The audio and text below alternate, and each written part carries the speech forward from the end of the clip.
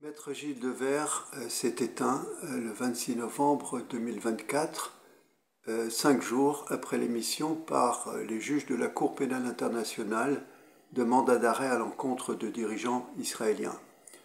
C'est l'aboutissement de 15 années de travail en collaboration directe avec les représentants élus de la population palestinienne. En 2009, Gilles Devers avait créé une première jurisprudence qui avait été jugée recevable par la Cour pénale internationale. Il s'agissait de la plainte d'une jeune mineure de Gaza déposée à La Haye à la suite de l'anéantissement de sa famille. En 2014, en pleine offensive israélienne sur Gaza, ce fut une plainte déposée par maître Salim al-Sakka, le ministre de la Justice de l'autorité palestinienne. Puis, de nombreuses plaintes ont été déposées par Gilles Devers, mandaté par des syndicats, associations de professionnels, barreaux des avocats, membres du Parlement palestinien, et aussi 3000 plaintes individuelles de familles de Gaza victimes de tirs israéliens lors des manifestations des marches du retour. Le 20 novembre 2023, une dernière plainte au nom de 700 avocats, 200 associations et personnes qualifiées du monde entier.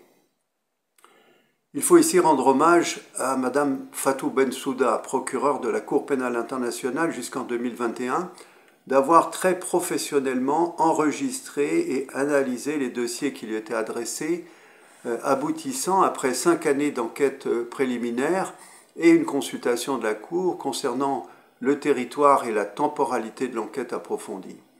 L'enquête ouverte finalement le 5 février 2021.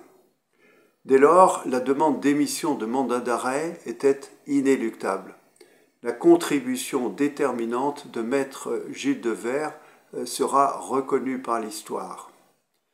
Il faut dire que cet immense avocat n'en était pas à ses débuts. C'est lui qui, avec son équipe rapprochée, avait fait casser par la Cour européenne de justice l'accord de coopération économique entre le Maroc et l'Union à propos de l'exploitation commerciale du Sahara occidental par les autorités marocaines. Une jurisprudence qui sera essentielle le jour venu concernant les produits de Cisjordanie occupée, diffusés illégalement en Europe par Israël. Un troisième dossier majeur de Gilles Devers a été celui de l'indemnisation par l'État français des propriétaires béquets lors de l'abolition de l'esclavage aux Antilles françaises, contentieux juridique qui n'est toujours pas soldé aujourd'hui. Parmi les ouvrages rédigés par Gilles Devers figure notamment une histoire juridique de la Guadeloupe qui devra être publiée. Gilles Devers m'a fait l'honneur et l'amitié de figurer parmi ses amis et confidents les plus proches. C'est ainsi que nous avons, 15 années durant, entretenu une correspondance téléphonique et d'écriture de plusieurs heures chaque semaine.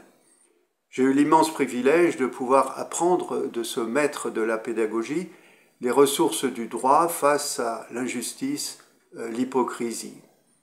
Le droit, tant national qu'international, constitue en effet notre ultime rempart face à la barbarie, que ce soit celle des exécutifs ou celle de certaines institutions. J'ai constaté avec Gilles Devers combien le droit et la médecine se ressemblaient. Chaque avancée déterminante constitue une marche sur laquelle s'appuyer pour avancer encore. Et Gilles n'a jamais désespéré du droit, et notamment du droit international, à ses successeurs de poursuivre son œuvre avec les Palestiniens et non pas contre les Palestiniens.